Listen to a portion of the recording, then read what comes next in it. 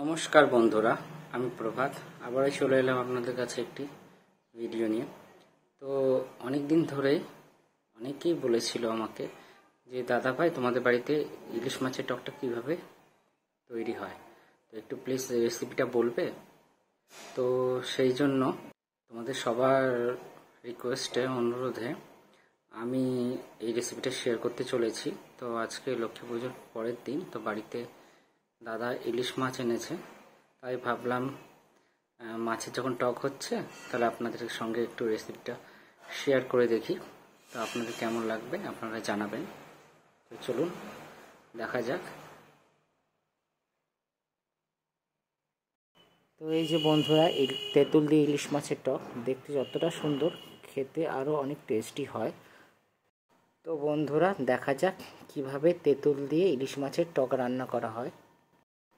তো বন্ধুরা, গরম কড়াইতে সর্ষের তেল দিয়ে দিতে হবে। সর্ষের তেলটা একটু গরম হয়ে গেলে তার মধ্যে হলুদ এবং পাঁচফোড়ন দিয়ে দেবেন। তো হলুদ এবং পাঁচফোড়নকে একটু নেড়ে চেড়ে নেবেন। নাড়াচাড়ার পরে বাটিতে গুলে রাখা তেঁতুলের পাল্পটা কড়াইতে দিয়ে দেবেন এবং যেরকম টক রাখবেন সেই অ্যাকর্ডিং আপনি জল অ্যাড করে দেবেন।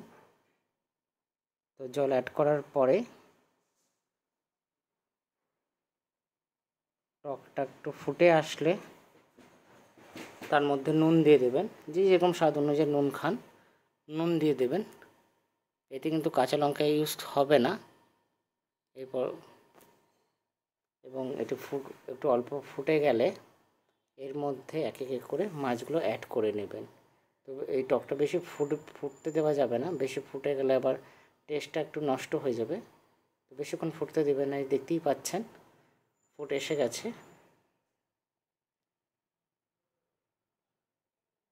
এবং এই যে ভাজা মাছগুলো বেশি ভাজবেন না। ইলিশ মাছ যদি ভাজেন তো টেস্ট চলে যাবে। হালকা করে ভেজে নেবেন এবং এক এক করে কড়াইতে ছেড়ে দেবেন। তো কড়াইতে ছাড়ার পরে একটু জাস্ট 2 থেকে 3 মিনিট একটু রাখবেন, ফুটতে দেবেন। ওই সময় একটু সর্ষের তেল উপর থেকে দিয়ে দেবেন। তো উপর থেকে কাঁচা সর্ষের তেল দিলে টকে স্বাদ বাড়ে। তো উপরে একটু কাঁচা সর্ষের তেল দিয়ে দেবেন। ব্যাস হয়ে গেল, টক রেডি। এরপর একটু টেস্ট করে দেখবেন টকটা কি হয়েছে না হয়েছে এবং দিয়ে দিলেন সর্ষের তেল। এবং সর্ষের তেল দেওয়ার পরেই আর রাখা যাবে না। সর্ষের তেল দেওয়ার পরে আপনাকে নামিয়ে নিতে হবে এবং নামিয়ে নেওয়ার পরে গরম গরম ভাতে পরিবেশন করুন। তো বন্ধুরা, আমার ভিডিও যদি আপনাদের ভালো লাগে লাইক কমেন্ট করে পাশে থাকবেন। আবার আপনাদের সঙ্গে দেখা হবে নেক্সট ভিডিওতে। তো ধন্যবাদ বন্ধুরা।